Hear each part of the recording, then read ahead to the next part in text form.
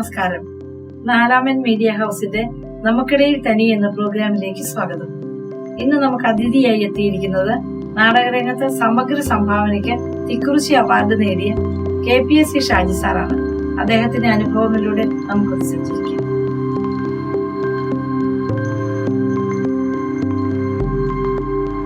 സാറേ നമസ്കാരം. കഴിഞ്ഞ 40 വർഷത്തിലേറെയായി സാറ് ഈ മേഖലയിൽ പ്രവർത്തിക്കുന്നു അല്ലേ? അപ്പൊ ഈ മേഖലയിലേക്ക് വരാനുള്ള കാരണം അങ്ങനെ എന്തെങ്കിലും ഉണ്ടോ? കാരണം എന്ന് പറയുന്നത് നമുക്ക് ഒരു പ്രചോദനം, അതായത് നമ്മള് എങ്ങനെയാന്ന് വെച്ചാൽ നമ്മുടെ പാരന്റ്സ് അവര് അഭിനയിക്കുന്നത് ഞാൻ കണ്ടിട്ടുണ്ട്. എന്റെ ഫാദർ പറവൂർ ജോർജിന്റെ നേർച്ചക്കോഴി എന്ന നാടകത്തിൽ അഭിനയിക്കുന്നത് ഞാൻ ചെറുപ്പത്തിൽ കണ്ടിട്ടുണ്ട്. അപ്പൊ എനിക്ക് ഭയങ്കര ഇഷ്ടപ്പെട്ടു. അപ്പന്റെ അഭിനയമൊക്കെ എനിക്ക് ഇഷ്ടപ്പെട്ടായിരുന്നു. അത് ഞാൻ സ്കൂളിലൊന്നും പോയത് എനിക്ക് 3 വയസ്സോ 4 വയസ്സൊക്കെ ഉള്ളൂ. അത്ര ചെറുപ്പത്തിലാണ് ഞാനിത് കാണുന്നത്. അങ്ങനെ ഇരിക്കുക അവിടെ അപ്പൻ അവന്റെ ഫാദർ ജോലി ചെയ്തത് ആലുവയിൽ GT എന്ന് പറഞ്ഞൊരു ഫാക്ടറിയിലായിരുന്നേ. അപ്പൊ ഫാദർ അവിടെ ജോലി ചെയ്തപ്പോ അവിടെ പ്രൊഫഷണൽ നാടകങ്ങളിൽ അഭിനയിച്ചിരുന്ന കുറച്ച് ചേട്ടന്മാര് അതൊക്കെ ഉപേക്ഷിച്ച് ജോലിക്ക് വരും. പക്ഷെ ഇവരുള്ളിന്റെ ഉള്ളിലുള്ള കലാകാരൻ എന്നുള്ള നിലയിൽ അവരുടെ വാർഷികത്തിന് ഈ കലാകാരന്മാരെല്ലാവരും ഒത്തുചേർന്നിട്ട് ഒരു നാടകം ചെയ്യാന്ന് വിചാരിച്ചു. അക്കൽനാമ എന്ന് പറഞ്ഞൊരു നാടകം. ഒരു ലേഡിയെ പുറത്തുനിന്ന് വിളിച്ചു. പക്ഷെ അതിനകത്തൊരു കുട്ടി വേണം അഭിനയിക്കാൻ, ഒരു 3 വയസ്സുള്ള കൊച്ചു വേണം. അവരന്വേഷിച്ചിട്ട് ഡയലോഗ് പറയുന്ന കൊച്ചുങ്ങളില്ല. കൊച്ചുങ്ങളോട് ഡയലോഗ് പറയാൻ പറയുമ്പോ അവര് നടിക്കും. കാരണം ഓരോന്ന് പറയുമ്പോ അങ്ങനെ ഞങ്ങളൊരു ആ ചേട്ടന്മാരെല്ലാരും ഒരു വീട്ടിൽ വന്നിട്ട് അപ്പച്ചനോട്ട് ഇങ്ങനെ സംസാരിച്ചോണ്ടിരിക്കുകയാണ്. അപ്പൊ ഞാൻ അവിടെ കിടന്നിട്ട് പടപടാന്നൊക്കെ പറയുന്നുണ്ട്. അപ്പൊ തോമസേട്ടന്റെ മോൻ എങ്ങനെ, അവനാള് നല്ല സ്മാർട്ടാണല്ലോ, അവനെ കൊണ്ടൊന്ന് ചെയ്യിച്ചാലോ എന്ന് എന്നെ വിളിച്ചു. വന്നേ മോനെ എന്നോട് പറയാൻ പറഞ്ഞു. അപ്പൊ ഞാൻ തത്തമ്മേ പൂച്ച എന്ന് പറയണ പോലെ എന്നോട് ഇങ്ങോട്ട് പറയും. അപ്പൊ തന്നെ ഞാൻ അങ്ങോട്ട് പറയും. അവർക്ക് എന്നെ നന്നായി ഇഷ്ടപ്പെട്ടു. അങ്ങനെയാണ് ഞാൻ 3 വയസ്സുള്ളപ്പോൾ പ്രൊഫഷണൽ നാടക നടന്മാരോടൊപ്പം നാടകത്തിൽ അഭിനയിച്ചു. അതെന്റെ ആദ്യത്തെ അനുഭവമാണ്. പിന്നെ എനിക്ക് പല പല വേദികളിലും അഭിനയിക്കാൻ അവസരം കിട്ടിയെന്ന് പറഞ്ഞാൽ ഞാൻ എന്താ വെച്ചാൽ എവിടെ നാടകം ഉണ്ടെങ്കിലും ഞാൻ കാണാൻ പോകും. അപ്പൊ ഈ ചേട്ടന്മാരാരെങ്കിലും ആബ്സെന്റ് ആവണവരെ ഡൂപ്പായിട്ട് ഞാൻ നിൽക്കും. എല്ലാ ഡോറുകളും പഠിക്കും. അങ്ങനെ ഡൂപ്പായിട്ട് നിന്ന് എവിടെ ഏത് പറഞ്ഞാൽ എനിക്ക് മടിയിലാണ്ടായി. അത് അങ്ങനെ നമുക്ക് എക്സ്പീരിയൻസ് ആയിരുന്നു. അങ്ങനെ സ്കൂളുകളിലൊക്കെ വെച്ച് ഇങ്ങനെ പഠിച്ചു എല്ലാ വർഷങ്ങളിലും നാടകം കളിച്ചിട്ടുണ്ട്. അപ്പൊ ആദ്യമായിട്ട് സ്റ്റേജിൽ കയറിയപ്പം എന്തായിരുന്നു മനസ്സിലുണ്ടായ ഒരു ചിന്ത, അല്ലെങ്കിൽ പേടിയോ, അല്ലെങ്കിൽ ആദ്യമായിട്ട് കുഞ്ഞിലെ ആകുമ്പോ അങ്ങനെ ഒരു ഉയരണം എന്നൊന്നും ചിന്തിക്കാൻ പറ്റുന്നില്ലല്ലോ. പക്ഷെ എന്തെങ്കിലും ഒരു ഓർമ്മയുണ്ടോ അതിനെ കുറിച്ച്? ആദ്യത്തെ അനുഭവം എന്ന് പറയുന്നത് എനിക്ക് എന്റെ മനസ്സിൽ പറഞ്ഞു കേട്ടുള്ള അറിവ് എനിക്കുള്ളൂ. കാരണം വെച്ചാൽ അപ്പനും അമ്മയൊക്കെ ഇങ്ങനെയായിരുന്നു അതൊക്കെ പറഞ്ഞത് നല്ല അറിവ് എനിക്കുള്ളൂ. കാരണം 3 വയസ്സുള്ള സമയത്ത് ഞാൻ ഇങ്ങനെയായിരുന്നു എന്ന് അവര് പറഞ്ഞ അറിവില്ല ഞാനിപ്പോ സംസാരിച്ചത്. അല്ലാതെ എനിക്കിപ്പോ എന്റെ ഏജ് അനുസരിച്ചിട്ട് അത്രയും വർഷത്തെ കാര്യം എനിക്ക് പറയാൻ സാധിക്കില്ല. ഓർമ്മ വരുന്നില്ല. ഓർക്കാൻ പറ്റില്ല. ശരിക്കും പറഞ്ഞ ഷാജി സാറ് ഓർമ്മ വെക്കുന്നതിന് മുമ്പേ അഭിനയിക്കാൻ തുടങ്ങി. അതെ. അതുകൊണ്ട് എനിക്കത് ഞാൻ എന്റെ ഓർമ്മയെന്ന് പറഞ്ഞല്ല, എന്നോട് പറഞ്ഞതും വീട്ടിൽ അന്ന് അഭിനയിച്ച ഫോട്ടോസ് ഒക്കെ ഇരിപ്പുണ്ട്. അതൊക്കെ കാണിച്ചിട്ട് നീ ഇങ്ങനെ ആയിരുന്നു, നിനക്ക് എങ്ങനെയായിരുന്നു അപ്പൊ അപ്പൊ ഞാനിങ്ങനെ നേർച്ചക്കോഴി എന്നുള്ള നാടകം അഭിനയിച്ചപ്പോ നീ കാണാൻ വന്നിട്ടുണ്ട്. ചിലപ്പോ അത് കണ്ടപ്പോ അപ്പൊ ഞാൻ ചിന്തിക്കുന്നത് അപ്പന്റെ അഭിനയം ഞാൻ കണ്ടപ്പോൾ എന്റെ മനസ്സിൽ കയറിയ ആ ചിന്തയാകാം എന്ന് ഞാൻ അതുകൊണ്ടാണ് അങ്ങനെ നേരത്തെ പറഞ്ഞത്. അപ്പൊ എല്ലാ സ്കൂളിലും 1, 2, 3 അങ്ങനെ ഓരോ സ്റ്റാൻഡേർഡിൽ കയറി വരുന്നതനുസരിച്ച് എല്ലാ സമയത്തും ഞാൻ ഇങ്ങനെ നാടകത്തില് സിസ്റ്റേഴ്സ് ST സിസ്റ്റേഴ്സ് ആണ് തുടങ്ങുന്നത്. ST സിസ്റ്റേഴ്സ് ആണ് എന്നെ നാടകം പഠിപ്പിച്ചത്. ആ ഒരു നാടകത്തിൽ അഭിനയിച്ചത്. 7ാം സ്റ്റാൻഡേർഡിൽ ഞാൻ പഠിക്കുമ്പോ ചുണങ്ങമേലിൽ തന്നെയുള്ള രാജപുരം ആന്റണി എന്ന് പറഞ്ഞൊരു ചേട്ടനുണ്ട്, കണിയോടിക്കൽ ആന്റണി. ആ ചേട്ടനാണ് എന്നെ ഒരു മോണാക്ട് പഠിപ്പിച്ചു. ആദ്യമായിട്ട് ഞാൻ മോണാക്ട് കളിച്ചത് അങ്ങനെയാണ്. മോണാക്ട് കളിച്ചിട്ട് ആ മോണാക്ട് അന്നാളില് ആ സ്കൂളിൽ ഫസ്റ്റ് കിട്ടി. അന്ന് സബ് ജില്ലയിലോ അങ്ങോട്ട് പോയി അതിന് പ്രൈസ് കിട്ടി. അതിനുശേഷം ഞാൻ അന്നുള്ള വായനശാലകളിലൊക്കെ നല്ലോണം മത്സരങ്ങൾ നടക്കുന്നുണ്ട്. 27 സ്റ്റേജിൽ അത് അവതരിപ്പിച്ചു. 27 സ്റ്റേജിൽ ഫസ്റ്റ് കിട്ടി. ഹൈസ്കൂൾ എത്തിയപ്പോ ആ മോണാക്ട് വെച്ച് അവിടെയും ഫസ്റ്റ് കിട്ടി. പിന്നെ എനിക്ക് മോണാക്ടില് എനിക്ക് എന്തോ ഒരു ഭയങ്കര എനർജി ആയിരുന്നു. ഞാൻ കളിച്ച മോണാക്ടുകളെല്ലാം പ്രൈസുകൾ കിട്ടാൻ തുടങ്ങി. മോണാക്ട് എല്ലാ കുട്ടികളും ഞാൻ പഠിപ്പിക്കുന്ന മോണാക്ട് എല്ലാ വർഷവും സ്റ്റേറ്റിൽ പോകാറുണ്ട്. സ്റ്റേറ്റ് എ ഗ്രേഡ് ലഭിക്കാറുണ്ട്. യൂണിവേഴ്സിറ്റി ഇപ്പൊ എന്റെ ഒരു സുഹൃത്ത് ഇപ്പൊ അവൻ ലണ്ടനിലാണ്, ഹാഷിം കടുപ്പാടം. ഹാഷിം കടുപ്പാടം എന്ന് പറഞ്ഞ എന്റെ ഒരു സ്റ്റുഡന്റ് ആണ്. അവനിപ്പോ ലണ്ടനില് ജോലി ചെയ്യാണ്. അവൻ ആദ്യമായി എന്റെ അടുത്താണ് വന്ന് മോണാക്ട് പഠിച്ചത്. ഞാൻ പഠിപ്പിച്ചപ്പോ അവൻ ആ മോണാക്ടിന് സ്റ്റേറ്റ് ഫസ്റ്റ് കിട്ടി. യൂണിവേഴ്സിറ്റി പോയി യൂണിവേഴ്സിറ്റി ഫസ്റ്റ് കിട്ടി. അവനിപ്പോഴും ആ ഒരു സ്നേഹവും ഉണ്ട്. പുള്ളി ഒരു ഫിലിം ചെയ്യുന്നുണ്ട്, ഈ ഫെബ്രുവരിയിൽ ഒരു ഫിലിം ചെയ്യുന്നുണ്ട്. അപ്പൊ അതിന് എന്നോട് പറഞ്ഞിട്ടുണ്ട് മാഷെ ഞാനൊരു ഫിലിം ചെയ്യുന്നുണ്ട്, എന്നെ ഹെൽപ്പ് ചെയ്യണം എന്ന് ഉദ്ദേശിച്ചപ്പോ എനിക്കൊരു വേഷം ഉണ്ടാവാം. സിനിമയല്ലേ, പറയാൻ പറ്റില്ല വേഷം ഉണ്ടോ എന്നുള്ളത് എനിക്കറിയില്ല. എന്നോട് സഹായിക്കണം. അപ്പൊ ആ സ്നേഹം ഇപ്പോഴും ഉണ്ട്. കാരണം മോണാക്ട് പഠിപ്പിച്ച് അവിടെ വരെ എത്തിയ ഒരു വ്യക്തിയാണ്. കാശിയും കടുപ്പാണ്, നല്ലൊരു വ്യക്തിയാണ്. സീരിയൽ രംഗത്തും അഭിനയിച്ച് നല്ല പരിചയമുണ്ടല്ലോ. സീരിയൽ രംഗത്ത് അഭിനയിച്ച് പരിചയമുണ്ടോ എന്ന് വെച്ചാൽ സീരിയലിന്റെ പ്രശ്നം എനിക്ക് അവര് വിളിക്കുന്ന സമയത്ത് ചിലപ്പോൾ എനിക്ക് പോകാൻ സാധിക്കും. കാരണം എന്റെ മേഖല സ്കൂളിൽ കുട്ടികളെ നാടകം പഠിപ്പിക്കലാണ്. അപ്പൊ ഞാൻ ചെല്ലാം എന്ന് വരാം എന്ന് സ്കൂളിൽ പറഞ്ഞിരിക്കുന്ന സമയത്തായിരിക്കും സീരിയൽ അഭിനയിക്കാൻ വേണ്ടി വിളിക്കുന്നത്. അപ്പൊ ഞാനവിടെ ചെല്ലാമെന്ന് പറഞ്ഞ സ്ഥിതിക്ക് എനിക്കവിടെ ചെന്നേ പറ്റുള്ളൂ. ഞാനവിടെ ചെന്നില്ലെങ്കിൽ അവർക്കത് ബുദ്ധിമുട്ടാണ്. കാരണം വെച്ചാൽ ആ സാറ് പറഞ്ഞ വാക്ക് പാലിക്കണമെന്നില്ല. സീരിയൽ എന്ന് പറഞ്ഞാൽ നമ്മൾ ചെന്നില്ലെങ്കിലും ഒരു പ്രശ്നമൊന്നുമില്ല, വേറെ ആരെങ്കിലും വിളിച്ച് അവർ ജയിച്ചോളൂ. പക്ഷെ ഈ സീരിയലിലുള്ള അഭിനയവും നാടകത്തില് നമ്മൾ ലൈവായിട്ട് അഭിനയിക്കുന്ന തമ്മിൽ വ്യത്യാസം ഉണ്ടല്ലോ. അഭിനയം എങ്ങനെയാണ്? പിന്നെ അതിനെ കുറിച്ച് എന്താ സ്വന്തമായിട്ടുള്ള ഒരു നിരീക്ഷണം ഉണ്ടാവും? അഭിനയം എന്ന് പറഞ്ഞ സീരിയല്, സിനിമ, നാടകം എന്നൊക്കെ പറഞ്ഞ അഭിനയം എന്ന് പറഞ്ഞ ഒന്നാണ്, മനസ്സിലായ? പക്ഷെ എനർജിയാണ് വ്യത്യാസം. എനർജി, അതായത് അഭിനയത്തിൽ ഈ ക്യാമറ വെച്ചിരിക്കുമ്പോ നമ്മൾ സംസാരിക്കൂലേ, അത് മതി. നമ്മളിപ്പോ നമ്മൾ രണ്ടുപേരും സംസാരിക്കുമ്പോൾ ഒരു ക്യാമറ വെച്ചിട്ടുണ്ടായിരിക്കും. അപ്പൊ നമ്മൾ എങ്ങനെ സംസാരിക്കണേ, അത് മതി. കാരണം നമ്മുടെ വളരെ മൈന്യൂട്ടായുള്ള ആക്ഷൻസും നമ്മുടെ ഫേസിന്റെ എക്സ്പ്രഷൻസും ക്യാമറ പിടിക്കും. പക്ഷേ സ്റ്റേജ് ചെയ്യുമ്പോ, സ്റ്റേജിൽ നമ്മൾ അഭിനയിക്കുമ്പോ ക്യാമറ ഇരിക്കുന്നത് 15 അടി അകലത്തിലാണ്. അതാരെന്നറിയോ? ഓഡിയൻസിന്റെ കണ്ണുകളാണ്. ആ 15 അടി അകലത്തിൽ ഇരിക്കുന്ന വ്യക്തിക്ക് നമ്മൾ കാണണമെങ്കിൽ കുറച്ചുകൂടി എനർജി ഫീൽ ചെയ്യിക്കണം. അഭിനയം ഒന്നാണ്, പക്ഷെ ആ അഭിനയത്തിന് എനർജി ഉണ്ടാവും. അപ്പോഴാണ് വ്യത്യസ്ത സിനിമ, സീരിയൽ, നാടകം നമ്മൾ വ്യത്യാസം ഫീൽ ചെയ്യുന്നത്. ആൾക്കാർ പറയും സിനിമയിൽ അഭിനയം വേറെ, നാടകത്തിൽ അഭിനയം വേറെ. അത് അഭിനയം എന്ന് പറഞ്ഞാൽ ഒന്നുള്ളൂ, പക്ഷെ ആ അഭിനയത്തിൽ എനർജിയാണ്. എനർജി കൊടുക്കുമ്പോഴാണ് ഓഡിയൻസിന് അത് വ്യക്തമാണ്. അതെ. അതിന് നമ്മൾ പണ്ടൊക്കെ പറയും അതിഭാവുകത്വം എന്ന് പറയും. ഇപ്പത്തെ നാടകങ്ങളിൽ അതില്ല. ആൾക്കാർക്ക് ഇഷ്ടപ്പെടില്ല അതിഭാവുകത്വം, അച്ചോഭാവം, അതൊന്നും ഇപ്പത്തെ നാടകത്തില്ല. ഇപ്പൊ നാടകം ആൾക്കാർ ഇഷ്ടപ്പെടുന്നത് എന്ന് പറഞ്ഞാല് സാധാ സംസാരിക്കുന്ന രീതിയിൽ തന്നെ മതി. പക്ഷെ എന്നാലും ഇച്ചിരി എനർജി ഉണ്ടാവും. നാടകത്തിന് എനർജി ഇല്ലെങ്കിൽ നാടകം താഴെ പോകും. പക്ഷെ സിനിമയിൽ ആ എനർജി ചെയ്താ അവര് സമ്മതിക്കില്ല. നിങ്ങൾ എന്തേ കാണിക്കണേ, അത്രയൊന്നും വേണ്ട. ഒരു മുഖം കൊണ്ട് കോപ്രായൊന്നും കാണിക്കേണ്ട ആവശ്യമില്ല. പക്ഷെ സ്റ്റേജിൽ നിന്ന് നമ്മൾ സങ്കടം കാണിക്കുമ്പോൾ ഇച്ചിരി വൈബ്രേഷൻ ആയിട്ട് കാണിച്ചില്ലെങ്കിൽ അത് അവർക്ക് ഫീൽ ചെയ്യില്ല. അതുകൊണ്ട് നാടക നടൻ കുറച്ച് അധികമായിട്ട് കാണിക്കും. പക്ഷെ ക്യാമറ നമ്മുടെ മുമ്പിൽ ഉണ്ടെന്ന് കണ്ടു കഴിഞ്ഞാൽ പിന്നെ നമ്മൾ കൂടുതൽ അഭ്യാസം കാണിക്കരുത്. കാരണം വെച്ചാൽ അതെല്ലാം ക്യാമറ പിടിക്കും. ക്യാമറയിൽ അത്രയും വേണ്ട. കാരണം നമ്മുടെ ഈ സ്കിന്നിലുള്ള രോമമില്ലേ, ആ രോമം വരെ ക്യാമറയിൽ അറിയാൻ പറ്റും. പക്ഷെ സ്റ്റേജിൽ നമ്മൾ മുന്നോട്ട് കണ്ണു പിടിച്ചാലേ കണ്ണു മിഴിക്കണ്ടെന്ന് അറിയാൻ പറ്റും. ആ ഒരു വ്യത്യാസമാണ് അതിനുള്ളത്.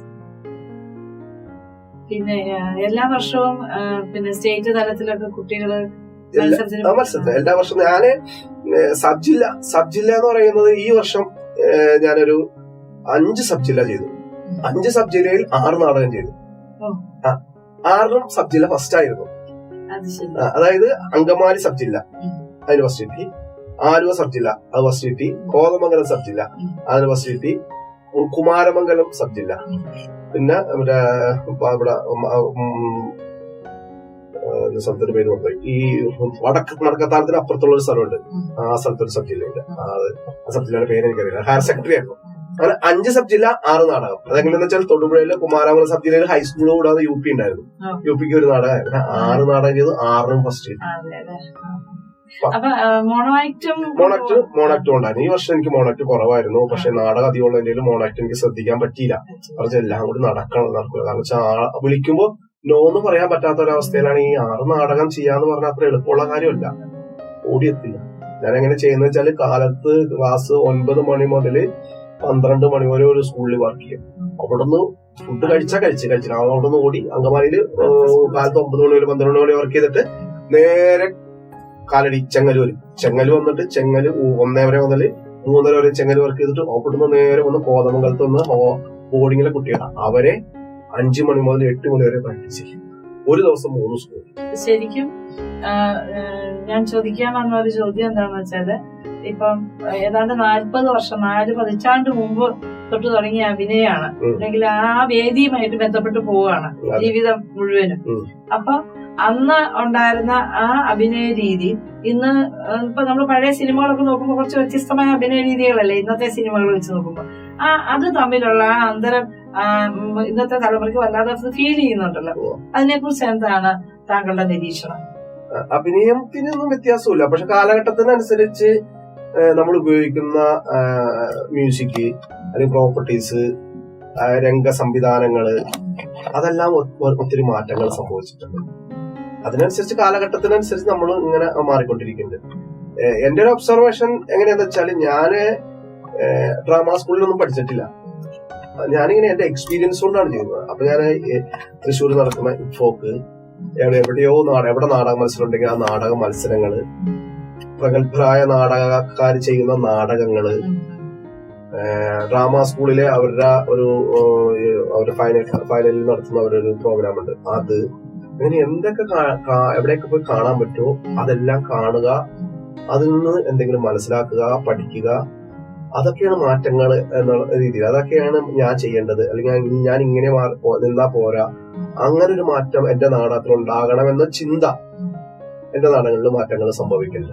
സ്വന്തമായിട്ട് നാടകം എഴുതിയാണോ കുട്ടികളെ പരിശീലിപ്പിക്കുന്നത്? മത്സര നാടകങ്ങൾ എനിക്ക് എഴുതാനായിട്ട് ഇപ്പൊ ഈ കഴിഞ്ഞ വർഷം ഒരെണ്ണം എഴുതി. പക്ഷെ മത്സര നാടകങ്ങൾ ഞാൻ എഴുതിയിട്ടില്ല. കാരണം അതിന് നല്ല നിലവാരം വേണം. ഞാൻ ഈ ബൈബിൾ നാടകങ്ങൾ എഴുതാറുണ്ട്. ബൈബിൾ നാടകങ്ങളല്ല ഞാൻ ചെയ്യുന്ന ബൈബിൾ നാടകങ്ങളിൽ ഞാൻ തന്നെ എഴുതിയ നാടകങ്ങളായിരിക്കും. പക്ഷെ മത്സര നാടകങ്ങൾക്ക് ഒരു പ്രത്യേക ഒരു പാറ്റേൺ ഉണ്ട്. അത് എഴുതാനറിയാവുന്നവർ എഴുതിയില്ലെങ്കിൽ അത് ശരിയാവില്ല. അപ്പൊ അതിന്റെ എഴുതുന്ന ആൾക്കാരുണ്ട്, അവരെഴുതിയ സാധനം നമ്മൾ വാങ്ങിച്ചിട്ട് അത് അവരുടെ സഹായത്തോടു കൂടി അത് ചെയ്യും. ഷാജിസാറിന്റെ ജീവിതം മുഴുവനും നാടക രംഗത്തും അഭിനയ രംഗത്തും ഒക്കെ ആയിട്ട് ജീവിച്ചു പോരുകയാണ്. അതിനിടയില് കുടുംബം, ഭാര്യ, കുട്ടികള്? എനിക്ക് 2 പെൺകുട്ടികളാണുള്ളത്. ഭാര്യ ഹൗസ് വൈഫാണ്. അവൾ എന്റെ കാര്യത്തിലെല്ലാം വളരെ ശ്രദ്ധിച്ച് എനിക്ക് വേണ്ട എല്ലാം സപ്പോർട്ട് ചെയ്തു തരുന്നു. അൽഫോൻസ എന്നാണ് പേര്. എല്ലാവരും സപ്പോർട്ട് ചെയ്തു തരുന്നു. എനിക്ക് 2 പെൺകുട്ടികളാണ്. ഞാൻ ഈ നാടകം പഠിപ്പിച്ചും അഭിനയിച്ചും അതിൽ നിന്ന് കിട്ടുന്ന വരുമാനം കൊണ്ടാണ് 2 മക്കളെയും പഠിപ്പിച്ചത്. മൂത്ത മോള് സൗദി അറേബ്യയിൽ നേഴ്സിംഗ് ട്യൂട്ടറാണ്. അവൾക്ക് 6 വയസ്സുള്ള ഒരു കുട്ടിയുണ്ട്. ഹസ്ബൻഡ് അവിടെ സോഫ്റ്റ്വെയർ എഞ്ചിനീയർ ആണ്.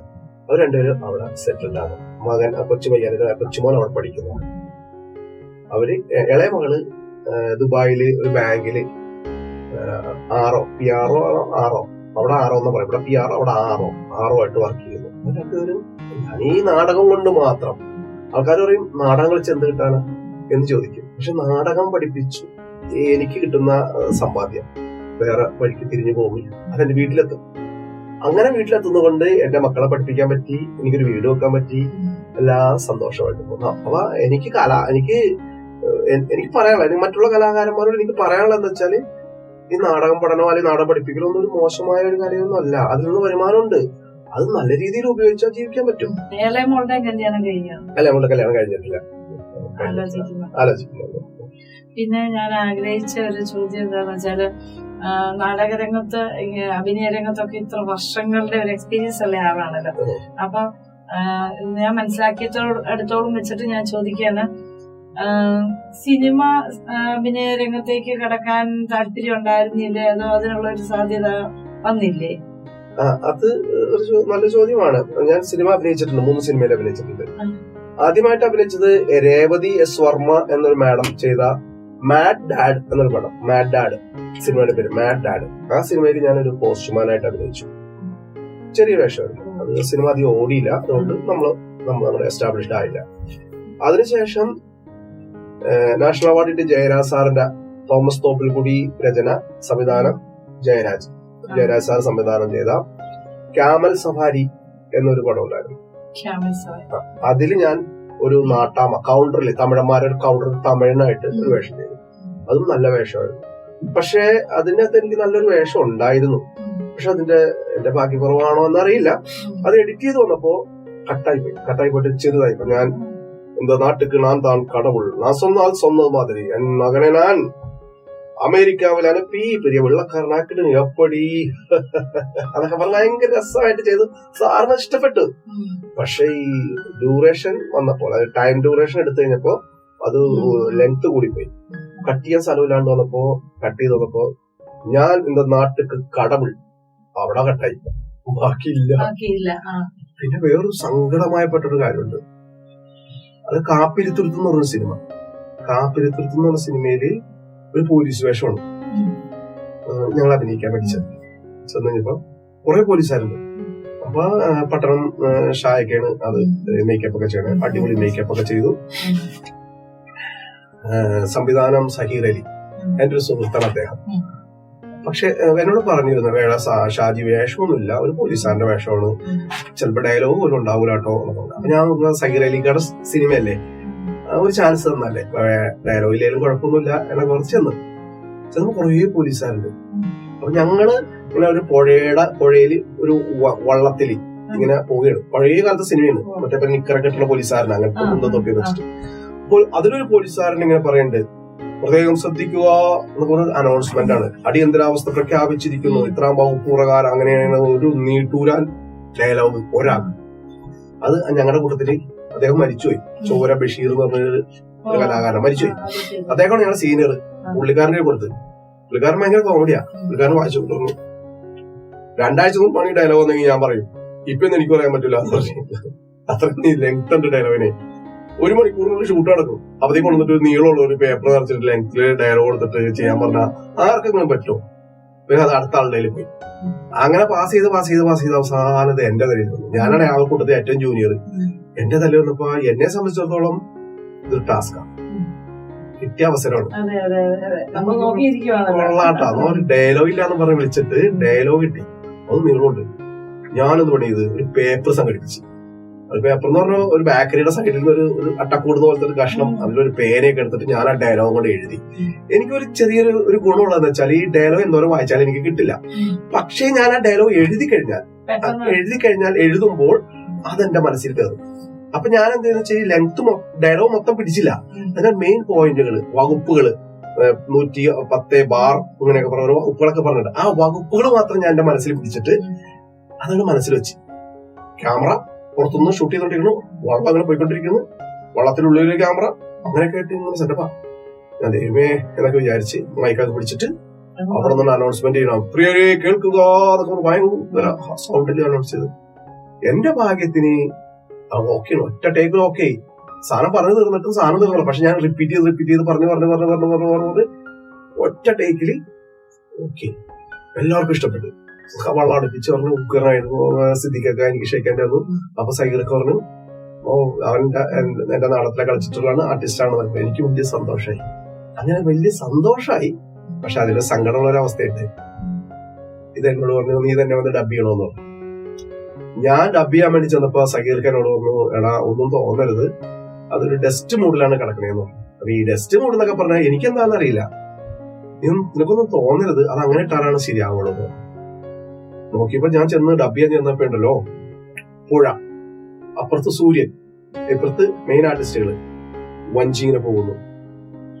ഈ വെള്ള മതിലേല് കരിക്കട്ട വെച്ചിട്ട് ഇങ്ങനെ വരച്ചു കഴിഞ്ഞാൽ വഞ്ചിയൊക്കെ വരച്ചിട്ട് ഇങ്ങനെ പോലീസുകാരനെ കുറിച്ച് കാരിക്കാച്ചർ വർക്ക് പോലെ വരച്ചു നോക്കൂലേ എന്ന പോലെ ഒരു ഷാഡോയിൽ ഇങ്ങനെ പോയിക്കൊണ്ടിരിക്കുക.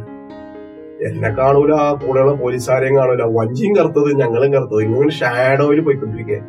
എന്റെ സ്വരം മാത്രം. എനിക്ക് വന്നൊരു സങ്കടം.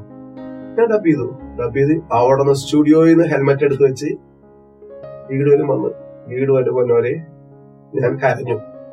ഇപ്പോഴും എനിക്കത് പറയും, വിഷമമുണ്ട്. ഞാൻ അത്ര ആഗ്രഹിച്ച് ഞാൻ ഡബ് ചെയ്തതാണ്. പക്ഷെ ഞാൻ വീട് വരെ കരഞ്ഞു. കാരണം വെച്ചാൽ എനിക്ക് ഉയരാൻ പറ്റിയൊരു അവസരമില്ല. പക്ഷെ അത് പ്രതീക്ഷിക്കാപ്പുറത്തേക്ക് പോയി. ഹെൽമെറ്റ് വെച്ചല്ലേ ഞാൻ കരയാനും അറിയില്ല.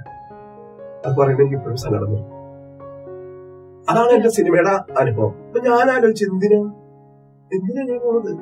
എനിക്ക് സ്കൂളിൽ അത്യാവശ്യം ഇതുണ്ട്, എനിക്ക് അവസരങ്ങളുണ്ട്, പഠിപ്പിക്കാണ്ട്. ഇത് ഞാനെന്തിനാ സിനിമയിൽ അഭിനയിക്കാൻ പോണേ? എന്നെ സിനിമയ്ക്ക് വേണ്ട, മലയാള സിനിമയ്ക്ക് എന്നെ വേണ്ടാത്തോടത്ത് ഞാൻ എന്തിനാ പോണേ? അതുകൊണ്ട് ഞാൻ ഒരു സിനിമയിൽ അഭിനയിക്കാനായിട്ട് ചെന്ന് ചോദിക്കില്ല. പക്ഷെ ആരെങ്കിലും വിളിച്ചൊരു നല്ല വേഷം തന്നാൽ ഞാൻ അഭിനയിക്കും. ഞാനത് അന്ന് ഞാൻ വിചാരിച്ചാ നമുക്ക് പറ്റിയ പണിയല്ല. ഒത്തിരി ആഗ്രഹിച്ചു, അത് നന്നായി ചെയ്യുകയും ചെയ്തു. അത്ര ഞാൻ പറഞ്ഞില്ലേ, എന്നിലെ സീനിയേഴ്സ് ആയിട്ടുള്ള ആക്ടേഴ്സ് അത്രയും ഡയലോഗ് പഠിക്കാൻ പറ്റില്ല എന്ന് പറഞ്ഞ് തള്ളിക്കളഞ്ഞ സാധനം ഞാൻ ഒരു ആഗ്രഹം കൊണ്ട് അല്ലെങ്കിൽ ഒരു അവസരം കിട്ടുമല്ലോ എന്ന് ഓർത്ത്. പക്ഷെ അത് നന്നായി വന്നിരുന്നെങ്കിൽ, എന്നെ കണ്ടിരുന്നെങ്കിൽ ഒരുപാട് സിനിമയിൽ അഭിനയിക്കും ചാൻസ് ആയിരുന്നു. അത് അത്ര ഒറ്റ ടേക്കില് അത്ര ലെങ്ത് ഡയലോഗ് പറയാന്ന് പറഞ്ഞാൽ സീനിയറായ ആർട്ടിസ്റ്റുകൾക്ക് സാധിക്കുള്ളൂ. എന്റെ ഒരു ദൈവാനുഗ്രഹം കൊണ്ട് ഞാൻ ചെയ്തതാ. പക്ഷെ എനിക്ക് അതിന് ഭയങ്കര ഫീലായി പോയി. അന്നത്തോട് ഞാൻ അതിനുശേഷം സിനിമയിൽ അഭിനയിച്ചിട്ടില്ല. ഞാൻ എന്നാ കഴിയുന്ന രീതിയിൽ ഒറ്റ നാടകം 40 മിനിറ്റ് ഒറ്റയ്ക്ക് നാടകം ഞാൻ കളിക്കേണ്ട. ഇപ്പൊ ലഹരിക്കെതിരെയുള്ള അപ്പ എന്ന് പറഞ്ഞ നാടകം 40 മിനിറ്റ് ഞാൻ കളിക്കുന്നുണ്ട്. ഞാൻ വെറുതെ ഇരിക്കണം. ഞാനിപ്പോ ചാവറ കൾച്ചർ സെന്ററിൽ 2 ഷോ ചെയ്തു. അതുപോലെ തന്നെ 6 മത്സരങ്ങളിൽ പോയി 6 ഫസ്റ്റ് ആയിരുന്നു. വൺ മാൻ ഷോ 40 മിനിറ്റ്, മത്സരങ്ങൾ 25 മിനിറ്റ്.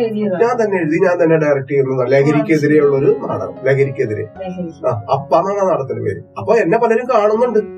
അപ്പൊ ഞാനൊരു മത്സരത്തിന് തൃപ്പൂണിത്തുറയില് കളിച്ച് ഇറങ്ങി കഴിഞ്ഞപ്പോ തന്നെ ഒരു ഡയറക്ടർ വന്നിട്ടുണ്ട്. എനിക്ക് നമ്പർ തരുമെന്ന് ചോദിച്ചു. എന്തിനാ സാർ ചോദിച്ചു. അപ്പൊ ഞാനൊരു തമിഴ് സിനിമ ചെയ്യുന്നു. ആ തമിഴ് സിനിമയില് ഒരു തമിഴൻ മന്ത്രിയുടെ വേഷമുണ്ട്. ഞാനിപ്പോ ഈ നാടകം കാണാൻ വന്നത് തന്നെ അതിന് വേണ്ടി. എനിക്ക് ഒരാളെ വേണം. അത് ഞാൻ നിങ്ങളെ കണ്ടപ്പോ എനിക്ക് നിങ്ങൾ മതിയെന്ന് തീരുമാനിച്ചു. അതിന്റെ എന്റെ നമ്പർ വാങ്ങിക്കൊണ്ട് പോയി. ഡിസംബറിൽ തുടങ്ങുമെന്ന് പറഞ്ഞാൽ പോയത്. അതാണ്ട് കുറച്ച് 2-3 മാസം മുൻപായിരുന്നു. ഡിസംബർ കഴിഞ്ഞപ്പോ ജനുവരി ആയി. സിനിമയല്ലേ, എന്തെങ്കിലും കാരണവശാല് ഇപ്പൊ ഒരു പ്രൊഡ്യൂസർ പിന്നെ ഡിലേ ആവും. പ്രൊഡ്യൂസർ മാറുകയോ അല്ലെങ്കിൽ എന്തെങ്കിലുമൊക്കെ തകരാറിലൂടെ വൈകിയതാവാം. പിന്നെ എന്റെ ഒരുപാട് ഞാൻ മോണാക്ട് പഠിപ്പിച്ച ഇപ്പൊ ഞാൻ ആഷിം കടുപ്പാണ്. അവൻ ഫെബ്രുവരി ഒരു സിനിമ ചെയ്യുന്നുണ്ട്. അപ്പൊ ഞാൻ അവനോട് ചോദിച്ചിട്ടില്ല. പക്ഷെ അവൻ സിനിമ ചെയ്താൽ ഉറപ്പായിട്ട് എനിക്കൊരു വേഷം തരും എന്നുള്ളത് എന്റെ വിശ്വാസമാണത്. കാരണം വെച്ചാൽ അവനെ ഞാൻ ആണ് ആദ്യമായിട്ട് മോണാക്ട് പഠിപ്പിച്ച്. ഞാനിപ്പോഴും ഓർക്കുന്നുണ്ട്. അപ്പൊ മോണാക്ട് പഠിക്കാൻ വന്നപ്പോ അവന്റെ അവസ്ഥ ഭയങ്കര ഇരിക്കുമായിരുന്നു.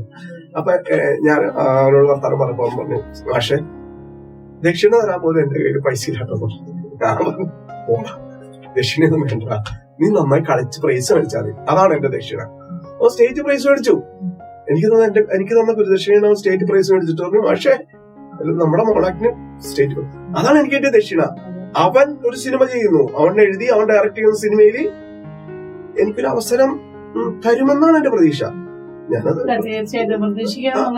തരുമായിരിക്കും. അവനൊരു നല്ല മനുഷ്യനാണ്. കണ്ടിടത്തോളം എന്നോട് ഇപ്പൊ പറഞ്ഞു സിനിമ ഉണ്ട് കോണ്ടാക്ടേഴ്സ് ഉണ്ട്. അപ്പൊ അവൻ ഈ കഴിഞ്ഞ ദിവസം എന്നെ വിളിച്ചോട്ടും, പക്ഷേ ഞാൻ സിനിമ ചെയ്യേണ്ടത് എന്റെ കൂടെ കൂടണോട്ടോ എന്ന് പറഞ്ഞു. അവസരം ഉണ്ടെന്നോ ചാൻസ് ഉണ്ടെന്നോ ഒന്നും പറഞ്ഞില്ല. എന്റെ കൂടെ നിക്കണോട്ടോ, ഞാൻ സിനിമ ചെയ്യുന്നുണ്ട്, ഞാൻ വരുന്നുണ്ട്, ക്യാമറ എഡിറ്റിംഗ് എല്ലാം പുള്ളിയാണ്. ഷാജി സാറിന് സംവിധാനം ചെയ്യാനുള്ള കഴിവും കൂടി ഉള്ളതുകൊണ്ട് ഒരു സംവിധായകന്റെ റോളിലേക്ക് കൊണ്ടുവരാനും ചിലപ്പോ സാധിക്കില്ല. അത് കുറച്ച് സംവിധാനം എന്ന് പറയുന്ന അത്ര എളുപ്പമുള്ള കേസല്ല. അത് എക്സ്പീരിയൻസ് ആണ്. സിനിമയൊക്കെ ചെയ്യാനുള്ള അതെ. അത് നമ്മൾ പലരുടെയും കൂടെ ഇപ്പൊ നല്ല നല്ല ഡയറക്ടറെ കൂടെ നിന്ന് നമ്മൾ കുറെ കാര്യങ്ങൾ പഠിക്കാൻ ഓടിപ്പോയി. നമുക്ക് എങ്ങനെ അവസരം ഒരുക്കുന്നതെന്ന് അറിയില്ലല്ലോ. ശരിയാണ് ഷാജി സാർ. ഞാൻ ഒരു കാര്യം ചോദിച്ചോട്ടെ. കഴിഞ്ഞ 4 ദശാബ്ദക്കാലമായി നിങ്ങൾ ഈ മേഖലയിൽ പ്രവർത്തിച്ചുകൊണ്ടിരിക്കുകയാണ്. പക്ഷെ ഈ ചോദ്യം ഒത്തിരി നെഗറ്റീവാണ്, ഒന്നും തോന്നരുത്. നിങ്ങൾ എന്തുകൊണ്ടാണ് ഇതുവരെ എസ്റ്റാബ്ലിഷ്ഡ് ആകാത്തത് എന്ന് ഞാനൊന്ന് ചോദിച്ചോട്ടെ. അതൊരു കുഴപ്പിക്കുന്ന ചോദ്യമാണ്. പക്ഷെ എന്നാൽ എനിക്ക് എന്റെ ഉത്തരവുണ്ട്. കാരണം എന്താ വെച്ചാല് എനിക്ക് 2007 തിക്കുറിശി അവാർഡ് ലഭിച്ചത്. 2007 എനിക്ക് തിക്കുറിശി അവാർഡ് ലഭിക്കാൻ കാരണം നാടകരംഗത്തെ സമഗ്ര സംഭാവനക്കുള്ള തിക്കുറിശി അവാർഡ് എറണാകുളം ജില്ലയിൽ ആദ്യമായിട്ട് ലഭിച്ചിരിക്കുകയാണ്. കഴിഞ്ഞ വർഷം ചന്ദ്രദാസൻ എന്ന് പറഞ്ഞ പ്രൊഫസർ ചന്ദ്രദാസൻ എന്ന സാറിന് കിട്ടി രണ്ടാമത്. കഴിഞ്ഞ വർഷം എനിക്ക് 2007 ലഭിച്ചു. എനിക്ക് എന്തുകൊണ്ട് ഈ 2007 തിക്കുറിശി അവാർഡ് ലഭിച്ചു എന്ന് പറഞ്ഞാൽ അതിന് കാരണം എന്റെ വീടിന്റെ അടുത്തായിട്ടാണ് ബ്ലൈൻഡിന്റെ സ്കൂളുണ്ട്.